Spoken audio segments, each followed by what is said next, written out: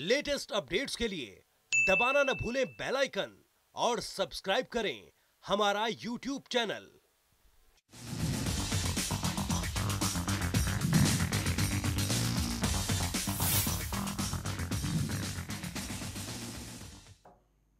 Mission 2019 में आप सबका स्वागत है। आपके साथ मैं हूं साकिब सुमन। मिशन 2019 यानी कि सत्ता की चाबी किसके पास होगी, सत्ता की कुर्सी किसके पास होगी, यह तय होना है 2019 में। लोकतंत्र के लिहाज से यह बहुत बड़ा और अहमियत रखने वाला साल है, लेकिन उससे पहले जींद की जनता को भी सुनना जरूरी है, क्योंकि जींद गवाह बन रहा है इस मिशन 2019 के शुरुआती दौर का। तो जरा कुछ लोगों की समस्याएं आई हैं सामने, कुछ लोग हैं वहां जो मतदाता है वहां के, वो क्या कह रहे हैं जरा सुन लीजिए। नाले का पानी जो है रोड के ऊपर आ जाए, दुकानदार सारे परेशान, दुकानदारी नहीं हो पाती, बहुत ज्यादा परेशानी है। इधर ये साइड में जाल देख रहे हो, जाल खुला रहा है। कितने साल से पढ़ाई? ये तो मान के चलो 2 साल तो मैंने देखते हो लिए। विकास के बारे में तो सर ऐसा है, हम तो जो देख रहे हैं रोड सारे टूटे हुए हैं, जिधर जाते हैं उधर गली में गंदगी, इधर गंदगी उधर गंदगी, सभी जगह गंदगी दिखाई दे रही है। इसका विकास तो आपके सामने दिखाई दे रहा है, आपको गलियों, आप जहाँ खड़े हो यहाँ पे विकास की रूपरेखा तय हो रही है। देख लो कैसा विकास है। किस तरह की दिक्कतें आपको आ रही है? हर तरह की दिक्कत ही दिक्कत। आप किसी कॉलोनी में जाओ, किसी शहर बाजार में जाओ, किसी भी वार्ड में चलो, हर जगह दिक्कत ही दिक्कत खड़ी। आज कोई समस्या समाधान तो हो ही नहीं रहा। जी, ये लोगों की समस्याएं हैं और ये जनता टीवी के लोग नहीं हैं, ये जींद के लोग हैं जो अपनी समस्याओं का यहाँ पर बखान कर रहे थे। और ये सरकार के लिए परेशानी वाली बात है, बीजेपी के लिए परेशानी वाली बात है। और सभी खास मेहमान हमारे साथ जुड़े हुए, आइए मिलवाते हैं आपको सभी खास मेहमानों से, उसके बाद चर्चा की शुरुआत करेंगे। हमारे साथ राजेश गौड़ साहब जुड़े हुए हैं भारतीय जनता पार्टी की तरफ से। स्वागत है गौड़ साहब आपको, आपकी तस्वीर भी हम जल्द दिखाएंगे। उमेश भाटी साहब हमारे साथ जुड़े हुए हैं इंडियन नेशनल लोकदल की तरफ से। अजय गुलिया जी हमारे साथ जुड़े हुए जननायक जनता पार्टी की तरफ से। रंजीता मेहता जी हमारे साथ जुड़े हुए हैं कांग्रेस की तरफ से। राजेश गौड़ साहब, सबसे पहले मैं आपसे एक सवाल लेना चाहता हूं। अभी जो बयान आप लोगों ने सुना, उस बयान को सुनने के बाद आपको यथास्थिति समझ में आ रही होगी कि वहां पर जो विकास के दावे आप लोग करते हैं, उन दावों की हकीकत क्या है?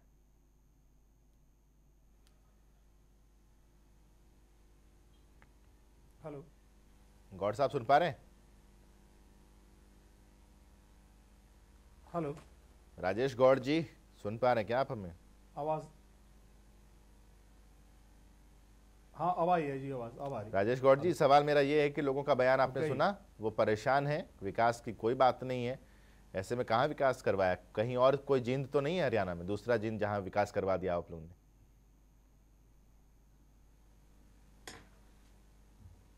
देखिए, आपने जो बात करी, लोग जो कह रहे हैं, जो एक स्थानीय लोग बता रहे हैं कि यहाँ पर विकास नहीं हुआ, लेकिन अगर हम देखें तो यहाँ पर नितिन गडकरी जी है जिन्होंने बोला कि 8 महीने के अंदर में। राजेश गौड़ साहब, माफी के साथ रोक रहा हूँ, दूसरा उन्होंने बोला माफी के साथ रोक रहा हूँ साहब, माफी के साथ रोक रहा हूँ। हम क्यों देखें साहब? मैं क्यों देखूं और आप क्यों देखें? यहाँ के जो स्थानीय लोग हैं वो देख रहे हैं, वो बता रहे हैं। अब हम दोनों स्टूडियो में बैठ करके देखेंगे क्या जींद का विकास? नहीं, देखिए जो उनकी समस्या है, देखिए अगर आप ये कहेंगे 100% सब सही होगा, ऐसा तो कहना मुश्किल होता है, लेकिन अगर हम कहीं परफॉर्म बेहतर करते हैं, उसी का बखान करते हैं, और ये कहना सिर्फ मेरा नहीं है, ये तो आंकड़े हैं जिसके बेस पर मैं आपसे बात कर रहा हूं। आंकड़ों में तो हर चीज हो जाते हैं साहब, आंकड़े तो इतनी अच्छी चीज होती है, इतना अच्छा ढाल है आंकड़े। हमने तो अपनी टीम इसलिए वहां पर भेजी और स्थानीय हमारे रिपोर्टर इसलिए हैं, जो आपने भी सुना होगा कि हाथ कंगन को आरसी किया और पढ़े लिखे को फारसी किया। तो हमने लोगों से सोचा सुन लेते हैं, अच्छी होती तो अच्छी बात रख देते साहब। हमें थोड़ी आपसे कोई दुश्मनी थोड़ी है राजेश गौड़ साहब कि आपके खिलाफ हम बोलेंगे। हमने तो जो स्थानीय लोगों ने बोला हमने एज इट इज रख दिया सामने। साकिब जी, आप देखिए, साकिब जी, मैंने तो ये बोला नहीं आप मेरे खिलाफ क्यों बोलेंगे। मैं तो आपको ये बोल रहा हूं जो मुझे पता है, मैं वो आपके सामने रख रहा था। मैं तो सिर्फ ये बता रहा था कि अपने जो विकास राजेश गौड़ साहब, मैं ये नहीं जानता कि आप हरियाणा के किस तालुके से ताल्लुक रखते हैं। थोड़ा सा आप बता दीजिए कि हरियाणा में आप कहां से ताल्लुक रखते हैं? देखिए, मैं अंबाला से ताल्लुक रखता हूं। ठीक है, आप अंबाला के हैं। अब अंबाला के शख्स की बात पर मैं यकीन करूं कि जींद में कितना विकास हुआ, या जींद के लोगों की बातों पर मैं विकास करूं कि जींद में कितना विकास हुआ? आप मुझे उस बेस पे मेरा विश्वास करें जो मेरे पास आंकड़े हैं, जो मैं आपके सामने बात रख रहा हूं। आप वही कहेंगे उज्ज्वला योजना लगा दी, सिलेंडर फ्री कर दिया, शौच मुक्त कर दिया, यही सब कहेंगे सर। किसानों के लिए आप लोगों ने मुआवजा दे दिया, यही सारी बातें कहेंगे आप, और क्या कहेंगे? ये सारे तो पिछले 10-15 दिन से हम लगातार डिबेट कर रहे हैं। आपके प्रवक्ता जो भी आते हैं बीजेपी के, वो यही कहते हैं। तो उन प्रवक्ताओं को मुंहतोड़ जवाब देने के लिए हमने अपनी टीम को जींद भेजा, और जींद से ये सच्चाई आ रही है सामने। खैर, मैं सभी खास मेहमानों के पास चलूंगा। एक छोटा सा ब्रेक चूंकि मुझे लेना है, एक छोटा सा ब्रेक लेना है, मैं ब्रेक के लिए रुक रहा हूं, आ रहा हूं। उसके बाद आप तीनों पॉलिटिकल पार्टी का काउंटर लेंगे, और उसके बाद राजेश गौड़ साहब भारतीय जनता पार्टी के जो प्रवक्ता हमारे साथ हैं उनका जवाब होगा। बने रहिए हमारे साथ।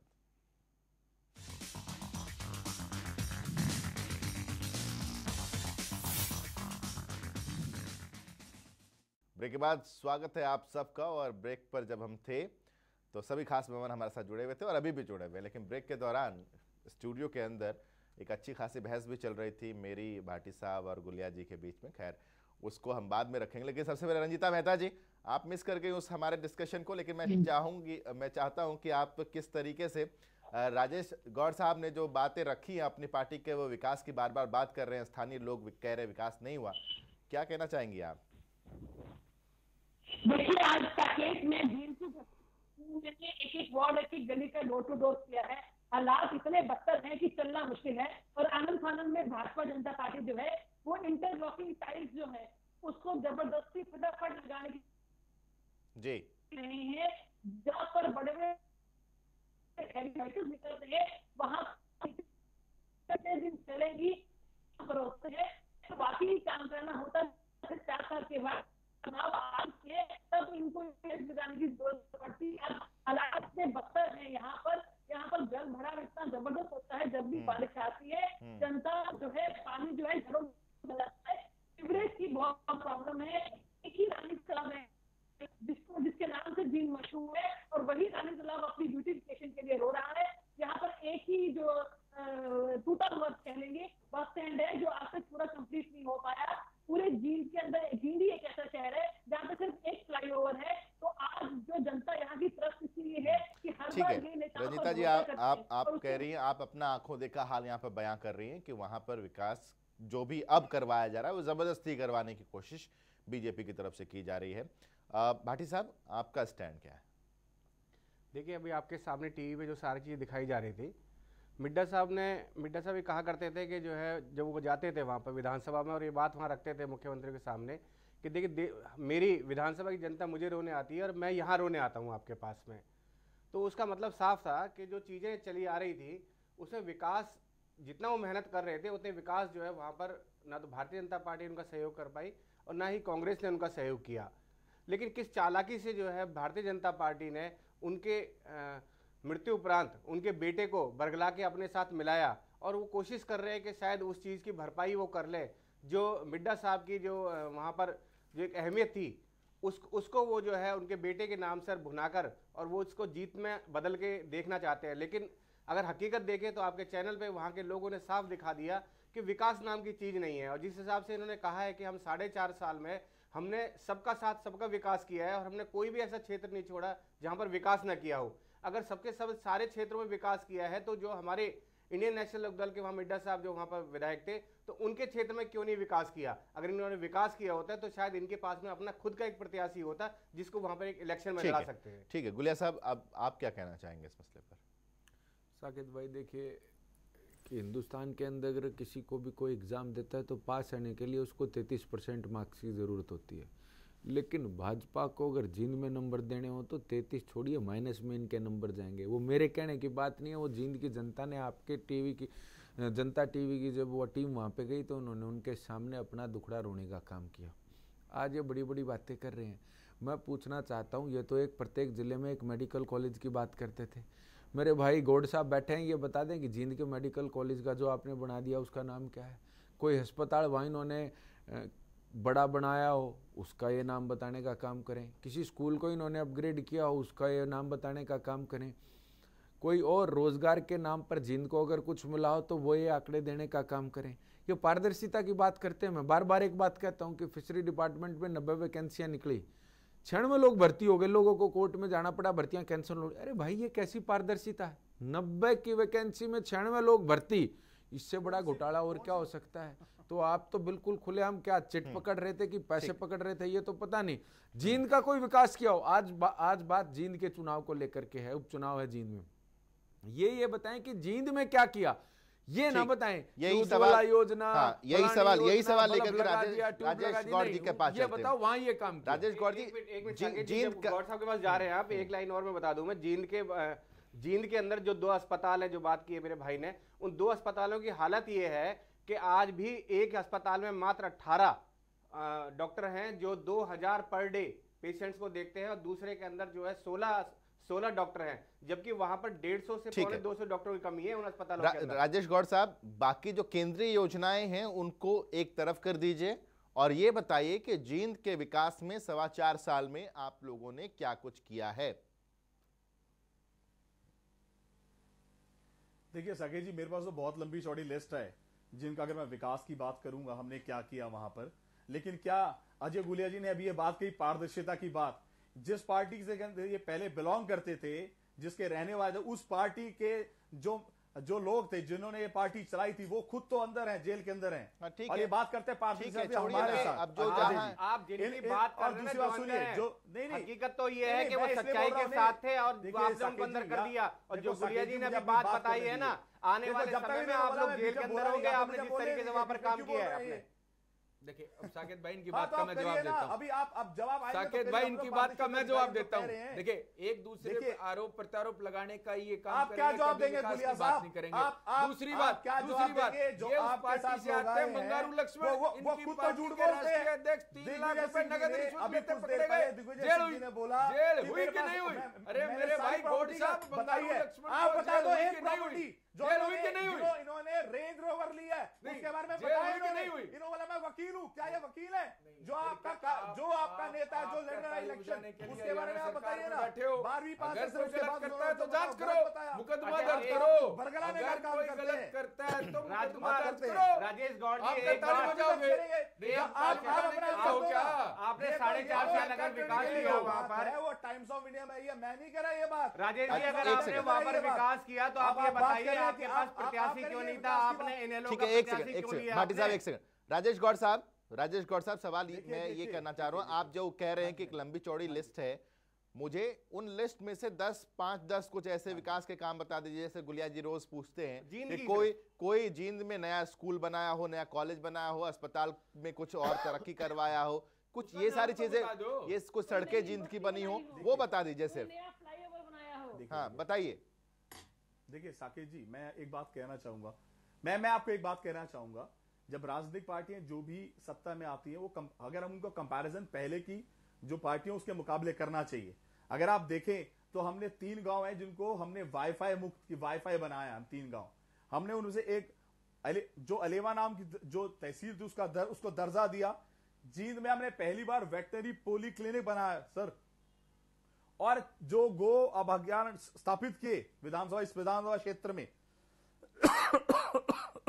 पानी पी लीजिए। देसी गाय की मिनी डायरी बनाई है जी हमने योजना।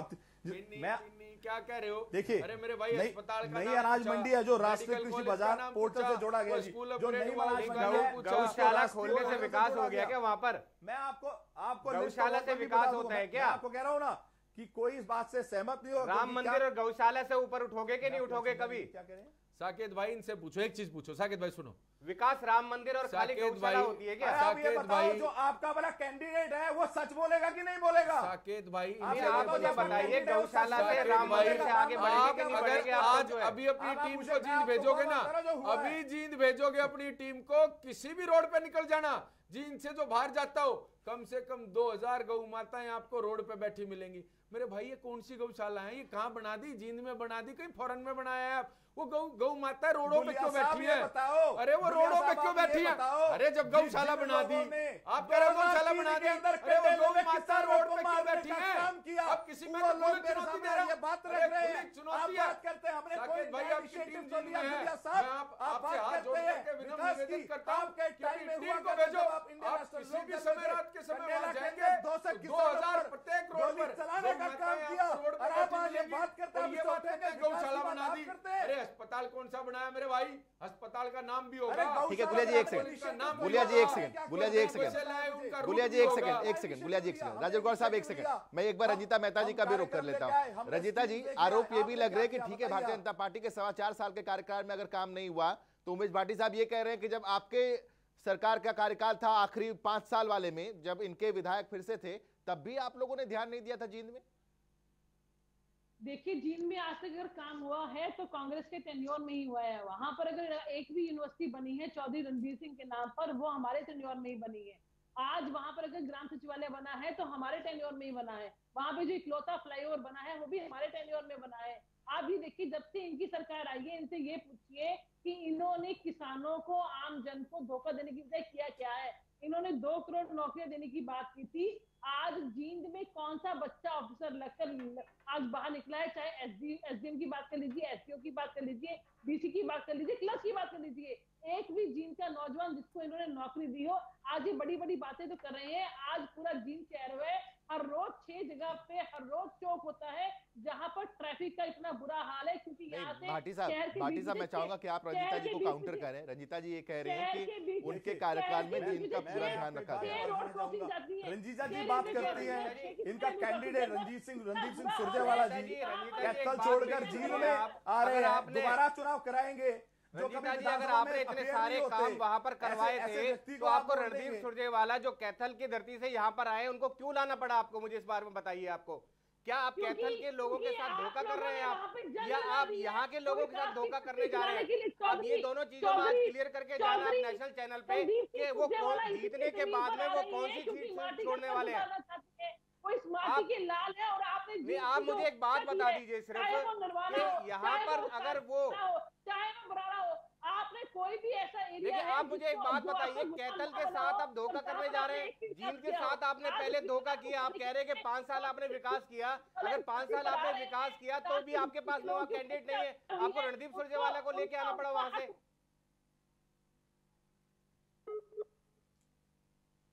इनके पास कोई भी स्थानीय नेता नहीं था, इनको रणदीप सिंह सुरजेवाला आना पड़ा। और रणदीप सिंह सुरजेवाला जी पूरे वर्ष में सिर्फ 6 बार आए, पूरे वर्ष में। राजेश गौड़ साहब, इसमें गलत क्या है? पार्टी को जिससे मन करेगा उसे टिकट देगी, चाहे वो इंडिया का हो, फॉरेन का हो, कहीं से भी वो लेके आए भारतीय नागरिकता अगर उसे हासिल है तो फिर वो कहीं से भी चुनाव लड़े। इसमें फर्क क्या पड़ता है? लोगों का प्यार मिलना चाहिए। लोगों का प्यार अगर मिला है तो फिर क्या गलत है? मैं बताता हूँ, हाँ मैं बताता हूँ सागे जी फर्क क्या पड़ता है मैं आपको बताता हूँ। फर्क ये नहीं पड़ता, फर्क ये है अगर इसका मतलब तो ये हुआ कांग्रेस दोबारा से उपचुनाव कराएगी कैथल में। फर्क ये है कि टैक्स पेयर्स मनी है वो दोबारा यूटिलाइज होगा। मतलब आप दोबारा समय कि कांग्रेस जीत रही है? फर्क ये पड़ता है साकेत, मतलब आप ये मान रही है कि रणदीप सुरजेवाला जीत रहे हैं? नहीं, मैंने आपको साहब इफ एंड बट वाली सिचुएशन क्यों क्रिएट कर रहे हैं साकेत जी? इफ एंड बट वाली मैंने आपको ये बोला, अगर वो लड़वाई तो समझ लिया कि कल को ऐसा उनके मन में सुरजेवाला जीत गए तो फिर एक और उपचुनाव होगा। आप तो कहीं ना कहीं अपनी सोच में तो आप जगह दे रहे हैं ना कि रणदीप सुरजेवाला जीत जाएंगे। मैं रणदीप सिंह सुरजेवाला जी को ये सोच पे नहीं दे रहा। मैं आपको ये बता रहा हूं कांग्रेस की जो दशा है, मनोवैज्ञानिक दशा, वो कैसे सोचती है। उनको आम जनता से लेना कोई दे नहीं है। अगर मैंने ये बात कही इसका मतलब ये नहीं है कि वो जीत रहे हैं। मेरा कहने का मतलब है कि वो देखिए आप कैसा कैंडिडेट दे रहे हैं। जो कैंडिडेट विधानसभा में अपीयर नहीं होते, वो सिर्फ 6 बार उनकी अटेंडेंस है, अटेंडेंस शॉक। क्या वो हरियाणा की राजनीति में लोगों की बात नेशनल लोकदल हो, जेजेपी हो, इनको पता है कि अपनी जमीन छोड़कर दूसरे की जमीन में सेंधमारी कैसे की जाती है। ओम प्रकाश चौटाला ने क्या अपनी जमीन छोड़ के दूसरी जमीन पर चुनाव नहीं लड़े वो, और लड़े और जीते नहीं क्या वो? तो साहब ये तो हरियाणा की राजनीति है। नहीं साहब, देखिए साकेत जी, ये जो बात है वो आपकी बात जायद है। वो उनकी पार्टी, उन्होंने जैसा किया वो उन्होंने सोचना है। उस पर मैं क्या अपनी टिप्पणी नहीं दूंगा। मैं तो एक आम जो लोग सोचते हैं, जो एक जिस आदमी जो जहां का रहने वाला है उसको रिप्रेजेंट करता है तो किस तरह से करे, उस पर मैं अपनी बात रखी है मैंने। तो आपके मुताबिक चेहरे को वोट पड़ेगा, पार्टी को नहीं? चेहरे को नहीं, अगर स्थानीय आदमी है। अरे अगर चेहरे को वोट नहीं पड़ेगा तो कांग्रेस को लोग वोट देगी। चाहे कांग्रेस रणदीप सुरजेवाला को खड़ा करे, हुड्डा को खड़ा करे या किसी और को खड़ा करे, कांग्रेस को वोट करेगी लोग। साकेत जी, साकेत जी ये तो जनता जनार्दन डिसाइड करेगी, ना कि मैं डिसाइड करूंगा। तो बस जनता जनार्दन डिसाइड करेगी किसको वोट देगी। इशू क्यों बनाया जा रहा है कि कैंडिडेट बाहर का है, उसके पास रिपोर्ट कार्ड है, कैंडिडेट बाहर का है, इसको इशू क्यों बनाया जा रहा है? मैं भाजपा पार्टी से, भाजपा का प्रवक्ता हूं मैं। नहीं, इसको इशू क्यों बना रहे हैं? जब आप एक तरफ कह रहे हैं ये जनता तय करेगी कि वो कांग्रेस को वोट करती है, पार्टी को वोट करेगी या इंडिविजुअल वोट करेगी, ये जब मतदाताओं को तय करना, तो आप इशू क्यों बना रहे हैं इस चीज का? ठीक है भाटी साहब, मैं एक चीज आपसे जानना चाहता हूं, आपने इस मुद्दे को उठाया कि बाहर से हैं, मुकद्दल से हैं और वहां से चुनाव जीते हैं, विधायक वहां से हैं। मैं ये जानना चाह रहा हूं साहब, आपको तो आखिरी पल में आपका उम्मीदवार मिला, वो भी एक निर्दलीय, उसको आपने अपना चश्मा पहना दिया उसको। देखिए हमने अगर चश्मा पहनाया तो भी वहां लोकल आदमी को पहनाया है, पहली बात। दूसरी बात जो चली थी वो इस बात पे चली थी, उन्होंने कहा कि हमने, जैसे बीजेपी वालों ने कहा कि हमने 4.5 साल में वहां बहुत विकास किया, ये बात चली थी। यहाँ से जब इन्होंने विकास किया है तो इनको मिड्ढा जी के बेटे को वहां पर उतारना पड़ा। क्या 4.5 साल में जो सैनी जी थे जिन्होंने ट्वीट करके ये कहा था कि 2 महीने 30 साल की मेहनत पर भारी पड़े। अरे साहब, अगर आप नाराजगी को इतना समझते तो आप जेजेपी होती नहीं।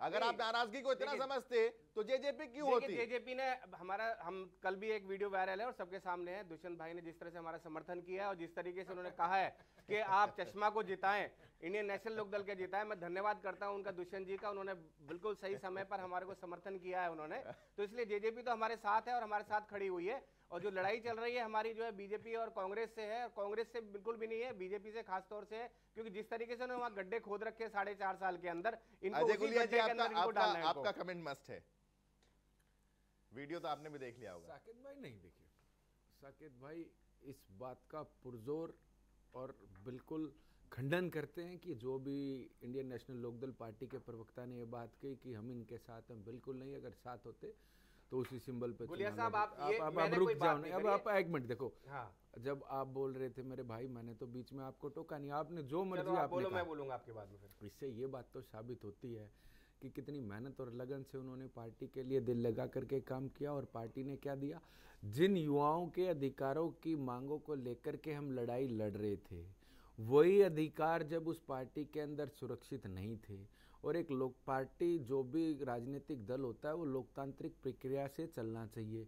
जब वहां पर फैसले बंद कमरों में होने लगे, जब फैसले, देखिए मैं आपके बीच में नहीं बोल रहा, मैंने अभी उंगली खड़ी की है, मैंने जब आप बंद करोगे मैं बोलूंगा। जब एक राजनीतिक दल के अंदर फैसले बंद कमरों में होने लगे और वो लोग फैसले लें जिनका कभी कोई राजनीति से कोई सरोकार रहा नहीं हो या वो जमीन से जुड़े हुए ना हो, तो इस प्रकार के राजनीतिक दल में रह करके और जो लोग आपको समर्थन दे रहे हैं उनके आप अधिकारों के साथ न्याय नहीं कर सकते। और जेजेपी का जो गठन हरियाणा प्रदेश के अंदर हुआ है वो किसी दुष्यंत चौटाला जी, दिग्विजय चौटाला जी या किसी अजय गुड़िया के लिए नहीं, वो हरियाणा प्रदेश के लोगों की मांग थी कि हरियाणा प्रदेश में एक राजनीतिक दल ऐसा भी होना चाहिए जो सबका सम्मान करे, सबको साथ लेकर के चले और सबके अधिकारों की लड़ाई जो बात कहते हैं वो करने का दम रखते हो। तो इसलिए जेजेपी का गठन हुआ। किसी एक व्यक्ति के अपनी बात रख सकता हूँ मैं, भाटी साहब का काउंटर लेते हैं, फिर अनिता मेहता जी आपके पास आता हूँ। एक सेकंड देखिए गोलिया जी, मैं आपसे आज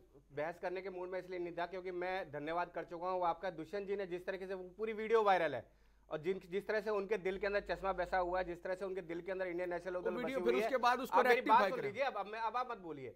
जिस तरीके से उनके दिल के अंदर बसा हुआ, उनकी जुबान पे वो बात आ गई और उस तरीके से उन्होंने जो है सबको बोल दिया कि भाई आप इंडियन नेशनल लोकदल के और चश्मे को आपको जिताना है। ये सारी वीडियो वायरल है पूरे सबके सामने और दिल की बात मुंह पे आ ही जाती है। लेकिन जब आपने बात छेड़ी दी और आपने कहा है कि जो है बच्चों के साथ अन्याय किया, किसी एक बच्चे को एमपी बनाया और उनको एमएलए बनाया, दिग्विजय इंसो के हेड थे और जिस तरीके से प्यार से उनको बच्चों को रखा गया। लेकिन अगर आप बच्चे आज ये कहते हैं कि हमारे को बड़ों ने क्या दिया, तो ये मुझे नहीं लगता है कि ये हर घर के अंदर की कहानी है कि जब बच्चे बड़े हो जाते हैं और जब कमाना शुरू कर देते हैं तो सबसे पहले बाप और बाबा को ये कहते हैं कि आपने क्यों क्या दिया हमारे को। ये बिल्कुल गलत बात है। ये आपको मानना पड़ेगा कि आज इस पोजीशन पे जज पा है वो इंडियन नेशनल लोकदल की देन है। रंजीता जी, मैं एक बात पूछना चाहती हूँ साकेत, इनकी खुद के ही जो चाचा है वो भतीजे के लिए ये कहते हैं कि इन्होंने एक जमानत जब्त पार्टी बनाई है।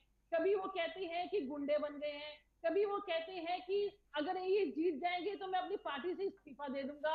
तो ये आपस की लड़ाई करने के लिए क्या चुनाव लड़ रही है कि बाकी जींद की जनता को बदलाव के लिए लड़ रही है। एक तरफ जेजेपी वाले कह रहे हैं कि हम वहां पे बदला लेने के लिए आए हैं, उधर से इनेलो वाले ये कह रहे हैं कि हमारा विधायक था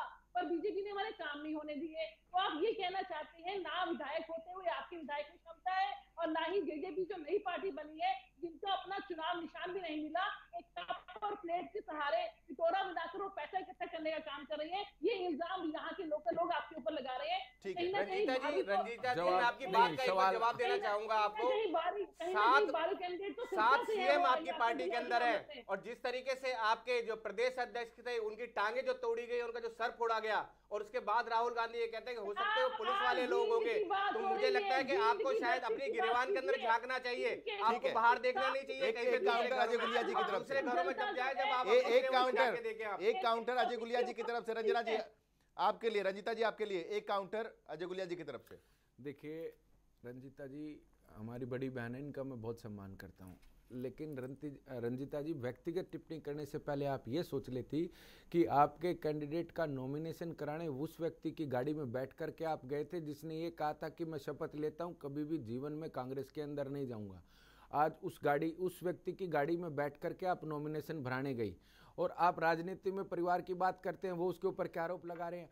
आपकी पार्टी के जो सबसे बड़े नेता जिसको आप मानते हो, हालांकि मैं तो ये मानता हूं कि रेस में अगर अकेला भी राहुल गांधी को दौड़ाओगे तो दूसरे नंबर पे आएगा, उनके स्वयं की चाची, और उनके स्वयं के चाचा के बेटे कौन सी पार्टी में है, और वो उनके बारे में किस प्रकार की भाषा का प्रयोग करते हैं, ये शायद मुझे बताने की बात नहीं है, ये शायद मेरे बताने की बात नहीं है। जिस पार्टी से आप आती हैं, जिसको अपना सर्वे सर्वा मानती हैं, आपकी राष्ट्रीय अध्यक्षा जो ठीक से आज ये भी नहीं बता सकती कि भारत के अंदर कितने प्रांत हैं, उसको आप राष्ट्रीय अध्यक्ष मानती हैं, भारत का निर्माता आप कहती हैं, उनकी सगी देवरानी और उनका भतीजा आज कौन सी पार्टी में है, एक दूसरे के खिलाफ किस प्रकार की भाषा का प्रयोग करते हैं, ये मेरे बताने की बात नहीं है, ये मेरे बताने की बात नहीं है। आपकी पार्टी की 10 साल वो राष्ट्रीय अध्यक्ष रही, 10 से भी ज्यादा, जो भारत में कितने प्रांत हैं ये भी नहीं बता सकती। और आपके युवराज तो ऐसे हैं कि रेस में अकेला दौड़ाओ तो दूसरा या तीसरा नंबर उनका होगा। तो कम से कम किसी परिवार के बारे में टिप्पणी करने तो कम से कम बहुत शुक्रिया आप सभी का हमारे साथ इस चर्चा में शरीक होने के लिए। देखिए इसी वजह से हमने इसको मिशन 2019 का नाम दिया है, और जींद की चर्चा हमने शुरू की थी और हम केंद्रीय लेवल तक भी हम पहुंच गए। इसलिए हम कह रहे हैं कि 2019 बहुत ही महत्वपूर्ण है और 2019 ये तय करेगा कि सरकार किसकी बननी है। आप सभी का बहुत बहुत शुक्रिया इस डिबेट को देखने के लिए। छोटा सा ब्रेक, खबरों का सिलसिला लगातार जारी है।